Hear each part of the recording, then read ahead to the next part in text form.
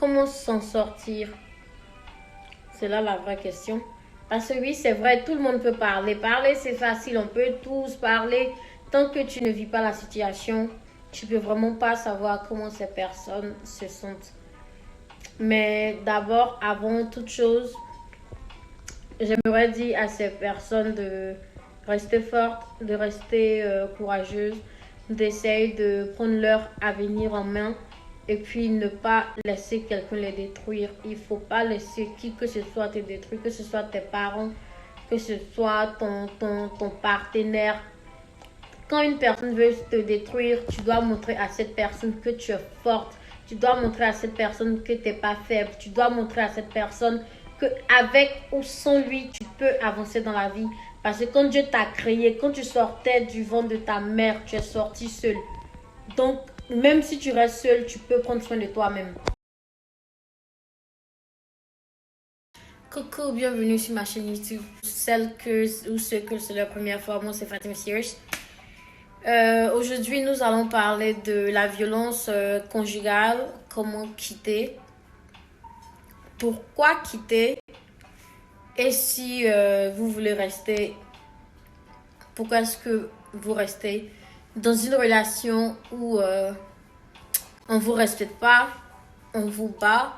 Genre, est-ce que c'est à cause de la société? Est-ce que vous restez parce que les gens ils vont parler? Parce que la famille ne va pas vous accepter? Ou bien c'est par amour? Nous qui ne sommes pas mariés, pardon, c'est un peu compliqué parce qu'après, quand on veut parler, on dit ouais, t'es pas marié, tu peux pas comprendre. Vu que je suis dans le groupe chat et puis bon, j'ai 25 ans pour ceux qui ne savent pas. J'ai que 25 ans. 25 ans, c'est pas un enfant, je suis quand même vieille là. Mais le truc, c'est qu'à chaque fois qu'il y a un truc qui d'après les gens, c'est qui sont pas pour les gens qui sont pas mariés, ils veulent pas entendre notre opinion parce qu'on n'est pas marié, on n'a pas vécu ça, on sait rien du tout, on doit même pas parler.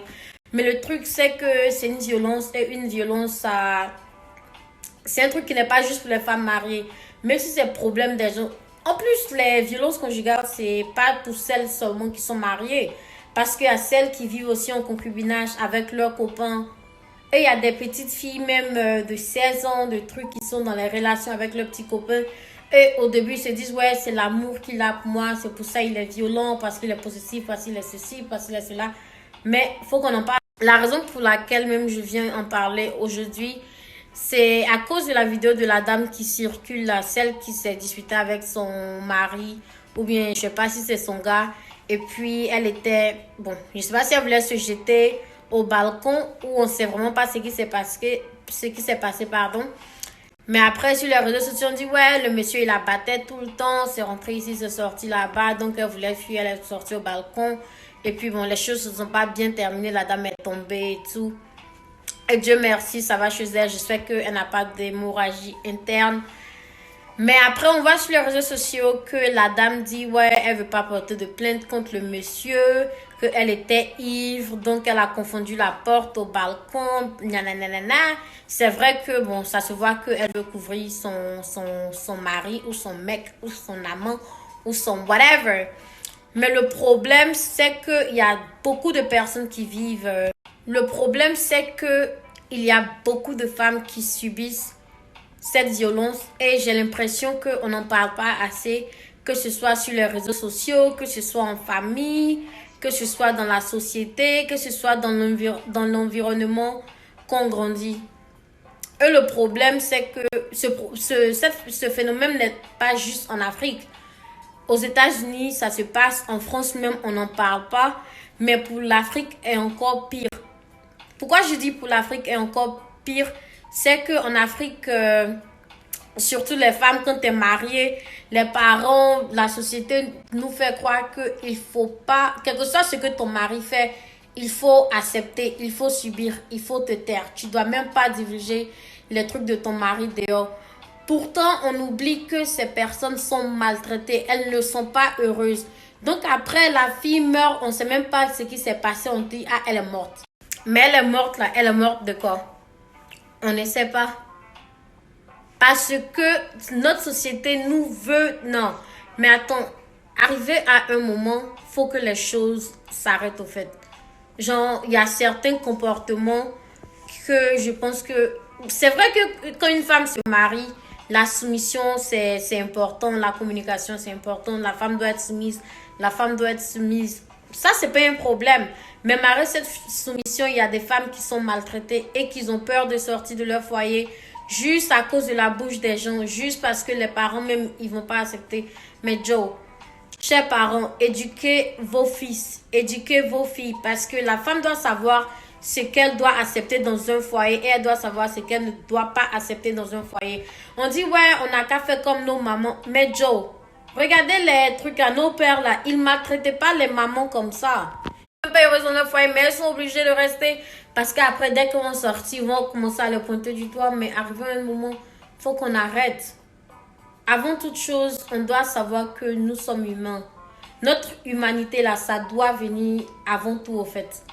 C'est vrai qu'en parler, ça va peut-être pas aider, mais même s'il y a une personne au moins qui va écouter ce conseil, parce que moi, sincèrement, on peut pas, je peux même pas dire à quelqu'un de laisser son mec, à plus forte raison de dire à quelqu'un de laisser son mari ou de quitter dans son foyer. Non, ça c'est un truc même que je peux même pas, ça c'est même pas à mon level au fait, parce que je suis encore petite pour parler de divorce.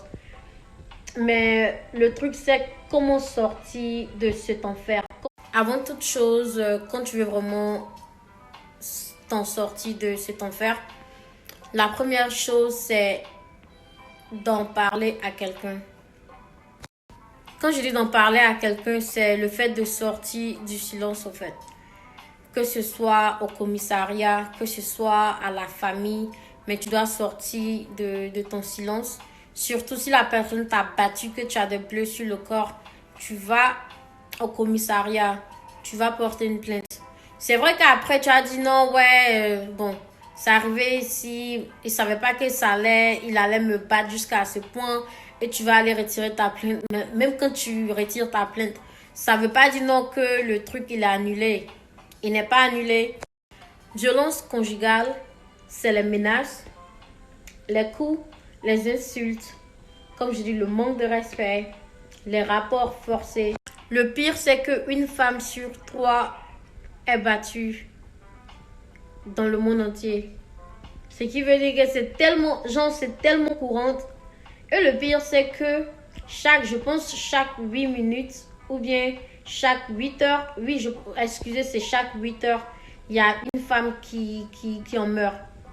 Est-ce que vous voulez attendre à ce que vous mourrez ou bien est-ce que vous voulez vous en sortir quand vous avez encore cette chance de partir et puis renouveler votre vie? Comme je disais auparavant, si tu vis cette situation, il faut sortir de ton silence. Il faut s'assurer comment on appelle ça? Il faut s'assurer des soutiens de ses proches. Il faut en parler à un psychologue. Il faut voir des médecins si possible. Tout ce qui en tout cas peut t'aider, il faut le faire. Tu vas au commissariat, tu dénonces les faits que tu as vécu. En plus, il y a beaucoup d'associations faites juste pour les victimes de violences conjugales. Souvent même l'État, même, ils aident. Je sais qu'aux États-Unis, l'État même peut te donner une maison. Genre, ils vont te protéger de cette personne, au fait. Et je pense qu'en Afrique aussi, il y a ce genre d'association. À Paris, c'est sûr qu'il y a ce genre d'association, vu que ça se passe beaucoup là-bas aussi. Toute chose, c'est important de prévoir un hébergement. Excusez, j'ai oublié de mentionner ça. Il faut prévoir un hébergement, même si c'est une amie ou un voisin ou quelqu'un chez qui tu peux rester.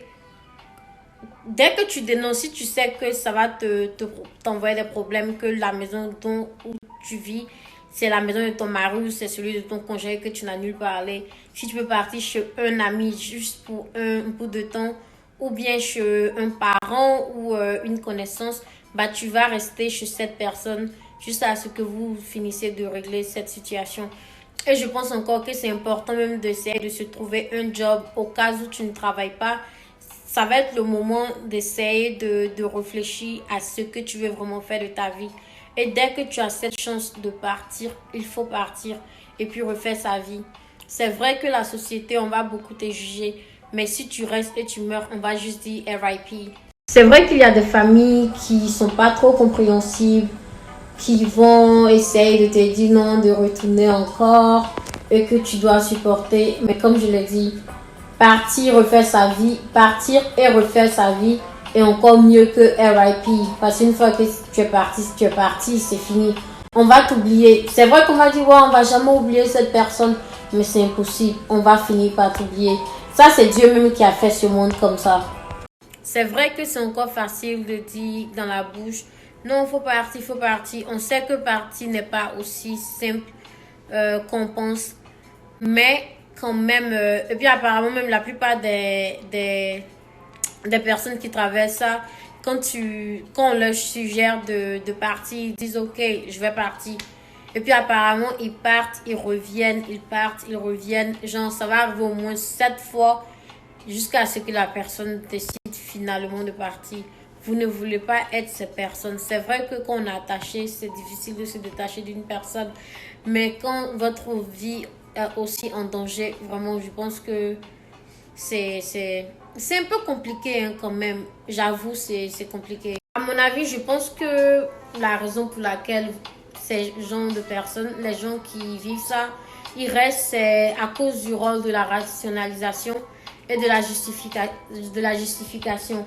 Parce que après avoir parlé avec quelques personnes qui ont traversé cette situation, ils m'ont simplement dit que le problème, c'est que tu te dis que ton partenaire ne se rend pas compte du mal qu'il te fait.